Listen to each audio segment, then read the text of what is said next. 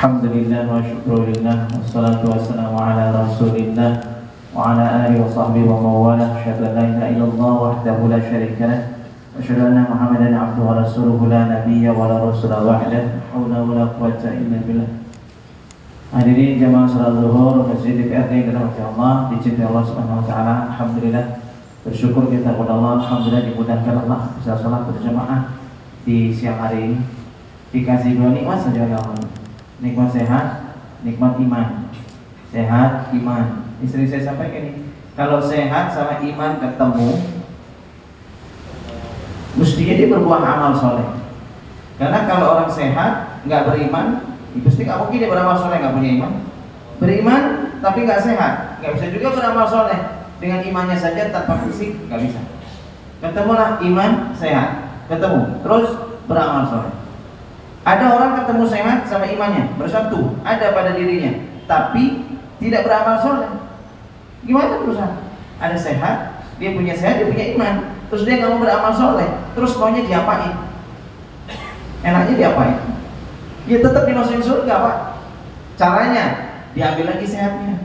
Biar apa? Lah karena dikasih sehat dia nggak bisa beramal soleh, mendingan diambil sehatnya biar dia sabar. Dengan sabarnya kan berkurang dosa-dosanya, nanti juga masuk surga. Dengan cara apa? Berkurang dosa-dosanya. Tinggal kita pilih mana? Pilih yang tambah pahala, apa yang berkurang dosa. Nah makanya kalau dikasih sehat, kasih iman, kita pilih yang tambah pahala dengan menggunakan kesehatannya untuk taat, takwa, tambah ibadah di jalan Allah Subhanahu wa taala. Baik Bapak-bapak sekalian Allah, kita awali majelis kita yang singkat ini dengan mengucap tasmiyah dan tahmid bersama-sama. Bismillahirrahmanirrahim. Alhamdulillahirabbil alamin. Melanjutkan, saya dulu pernah kultum zuhur sebelum Ramadan kalau tidak salah itu tentang harta waris, saya masih ingat itu. Nah, ini masih lanjut sedikit tentang masalah 6 golongan anak yang bukan ahli waris. Barangkali dulu belum saya sampaikan atau mungkin sudah bisa menguatkan lagi. 6 golongan anak ini bukan ahli waris. Mesti diingat-ingat, Pak. Ahli waris kan banyak. Nah ini yang 6 anak ini bukan. Dia nggak termasuk. Dia tidak punya hak minta waris. Nggak bisa. Mau lewat jalur hukum, jalur apapun nggak bisa. Siapa 6 anak ini? 1, anak angkat, anak adopsi. Anak adopsi bukan ahli waris. Tidak berhak menguasai harta waris orang tua angkat. Ini kenapa wajahnya pada tegang? Anak angkat semua? Santai kan? 1, anak angkat. Anak angkat bukan ahli waris. Kalau orang tua angkat karena nggak punya keturunan kan, makanya dia angkat anak. Kalau dia ingin ngasih ke anak angkat ini, namanya jalurnya jalur wasiat. Wasiat itu maksimal 1/3, tak boleh lebih. Jadi anak angkat nggak boleh lebih dari 1/3, maksimal 1/3. Sisanya kemana? 2/3-nya ke saudara-saudaranya si mayit yang meninggal dunia. Punya saudara kandung, punya orang tua, punya paman, segala macam, punya ponakan, bisa itu dapat potensi. Tapi kalau anak angkat bukan ahli waris. Yang kedua, anak tiri, anak bawaan. Ini bapak kalau misalnya nikah, qadarullah dapatnya janda, punya anak, karena ingin nolong kan, ingin memuliakan janda. Nah, anak angkat, anak tiri, anak bawaan dari istri itu bukan ahli waris. Anak tiri bukan ahli waris. Terus karena bapak banyak duit, ingin nolong lagi, nikah lagi sama janda lagi, punya anak lagi, tetap walau istri bapak 4, anaknya tuh banyak 10, 20 di total, tetap mereka bukan ahli waris. Anak tiri bukan ahli waris. Anak tiri ahli waris bagi siapa? Ya bagi ibunya dan bagi ayahnya yang kandung. Sementara ayah tiri, ibu tiri bukan ahli waris. Jelas sampai sini, Pak? Yang anak tiri harus paham ya. Saya juga punya Pak anak tiri. Nah itu bukan ahli waris. Ini kalau kita mau ngasih dia ke anak tiri itu kita kasih, ya boleh. Jalurnya wasiat maksimal 1/3. Yang ketiga, siapa? Anak murtad. Punya anak, anaknya murtad. Bapaknya panggil tuh 5 anaknya. Nah, kamu 4 anaknya. Kamu semuanya nanti kalau bapak mati, kalian dapat waris. Dan kamu yang paling ragil, paling bungsu, Karena kamu murtad, kamu bukan ahli waris. Oh, jadi saya nggak dapat waris, Pak? Nggak, karena kamu murtad. Ya udah, Pak, saya tak masuk Islam lagi. Silakan. Syahadu an la ilaha illallah wa syahadu anna Muhammadar Rasulullah, masuk Islam. Seminggu kemudian bapaknya wafat, meninggal. Dapat dia. Setelah dapat murtad. Ini ngakal ini. Sebelik itu begitu, Pak. Dapat gak? Ya dapat lah. Walaupun dia menipu-nipu Allah, Allah Maha tahu. Allah Maha tahu. Nah, itu murtad. Jadi anak yang murtad bukan ahli waris. Tapi kalau murtadnya misalnya bapaknya meninggal, kondisi dia masih Islam, ya, tapi harta waris belum dibagi, nah, dia dapat waris, belum dibagi, sampai dia keluar dari Islam, murtad, barulah keluarga mau membagi, ya dia dapat. Kenapa? Karena dulu pas meninggalnya bapak, status dia masih Islam. Itu yang catatannya di situ. Meskipun di kemudian hari dia murtad, lalu harta waris dibagi. Yang keempat, cuma 6 ya, 3 lagi. Yang keempat yaitu anak yang meninggal lebih dulu dari orang tua. Bapak punya anak 5. Yang anak barep, anak pertama itu sudah berkeluarga, udah punya istri, udah punya anak. Berarti kan si mayit ini udah punya cucu. Jadi anak pertama ini sudah berkeluarga, udah punya anak.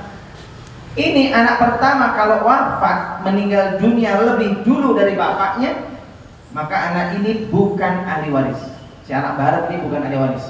Kenapa? Meninggal lebih dulu. Salah siapa mati dulu? Makanya harus bertahan hidup kalau ingin dapat waris. Itu aja kuncinya. Ya, sepakat ini? Ya sepakat. Bahkan kalau dia dapat waris, bertahanlah hidup. Tunggu orang tuanya wafat. Ini persoalannya jangan dibunuh orang tuanya. Karena kita dapat waris, bunuh orang tuanya. Masuk yang ke-6. Apa itu? Yang ke berapa? 5 apa ke-6? 5. Yang ke-6? 5. Bukan, yang kelima. Kan pertama tadi anak angkat, anak tiri, kemudian anak murtad, kemudian anak yang meninggal lebih dulu. Nah, yang kelima, anak yang membunuh orang tuanya. Karena apa? Gak sadar ingin dapat waris.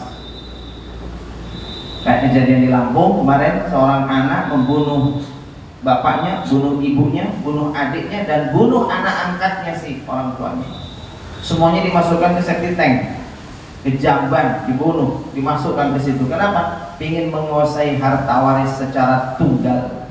Nah ini kalau ketahuan dan tertangkap, maka harta waris tadi putus jalurnya. Anak yang membunuh orang tuanya tidak boleh. Makanya tadi Pak, kuncinya kalau mendapat waris ya bertahanlah hidup, itu kuat-kuatan hidup. Yang ke-6 yang terakhir, apa itu? Anak zina. Jadi suami istri nikah, dulu pacaran, tapi karena kepacarannya parah, jadi kecelakaan lah mereka. Ketabrak truk mungkin terus hamil gitu ya. Tabrak tronton, hamil istrinya, pacarnya, terus dinikahkan saat hamil. Walau sudah dinikahkan saat hamil itu, tapi kan tetap itu hasil perbuatan zina, anak zina. Maka anak zina ini terputus 2 dari ayahnya. Satu, perwaliannya, nggak bisa dia nikah bernasab ke ayahnya, tidak sah. Jadi harus nasab ke ibunya, seperti Isa binti Maryam. Isa bin Maryam ke ibunya. Punya anak perempuan, misalnya anak perempuannya Fatimah binti, nggak bisa ke ayahnya. Bambang itu nggak bisa. Ke ibunya siapa? Namanya Zulaiha. Berarti Fatimah binti Zulaiha, nama ibunya Zulaiha. Jadi terputus, anak zina itu terputus satu nasab ke ayahnya, yang kedua terputus ahli waris dari ayahnya. Kalau dari ibunya dapat, tapi dari ayahnya dia tidak dapat. Terus biar bisa ngasih bagaimana Pak Ustaz? Lewat jalur wasiat. Sekali lagi saya bilang lewat jalur wasiat. Wasiat maksimal 1/3, tak boleh. Itulah 6 anak yang bukan ahli waris. 6 anak ini kalau maksa-maksa minta waris, maka dia tetap bukan ahli waris. Mau jalur hukum sekalipun tetap dia bukan ahli waris. Pertanyaannya, Ustaz, ya, kalau saya ini statusnya dapat waris nggak? Nah, emang statusnya apa? Saya ini anak durhaka ya Pak Ustaz. Anak durhaka dapatnya. Misalnya, dulu dia diusir sama orang tuanya. Pergi kamu. cuma mencemarkan nama baik orang tua. Pergi, mulai sekarang kamu bukan anak bulan. Maaf Pak, saya belum menjiwai Pak. Diusir anaknya, pergi dia, diputus. Kata orang tuanya, kamu jangan pernah pulang lagi. Kalaupun kamu pulang, bapak sudah nggak ada, kamu nggak punya hak minta waris. Ini bapaknya bilang begitu. Sampai bapaknya wafat, meninggal dunia. Anak durhakanya datang, minta waris. Pertanyaannya, dapat nggak? Padahal bapaknya udah wasiat, kamu tidak berhak dapat waris bapak. Ingat, saya kemarin udah bilang, waris itu Pak, itu harta milik Allah, bukan milik kita. Kita ini semua harta titipan Allah. Namanya titipan, ya kita wafat kembali kepada yang nitip. Kan yang nitip Allah. Maka terserah Allah mau membagi ke siapa-siapa. Ke si ini sepertiga, yang ini seperempat, yang ini seperdelapan, yang ini 2/3. Hitungan itu adalah haknya, prerogatif Allah. Kita nggak boleh ikut campur, karena harta ini semua dari Allah. Maka anak durhaka ini dalam syariat Islam tetap dapat waris. Anak durhaka. Waduh, bapak-bapak langsung alhamdulillah. Berarti durhaka. Jangan bilang alhamdulillah. Ya, itu kan kasus orang lain, jangan kita. Begitu ya. Nah, mudah-mudahan yang singkat ini jadi pelajaran untuk kita semua. Harapan saya, anak-anak durhaka ini kenapa kok dia tetap dapat waris meskipun wasiat bapaknya nggak dapat? Itulah Islam, indahnya Islam. Siapa tahu dia durhaka karena memang dia kepertok, hidupnya susah sehingga dia menjadi jahat.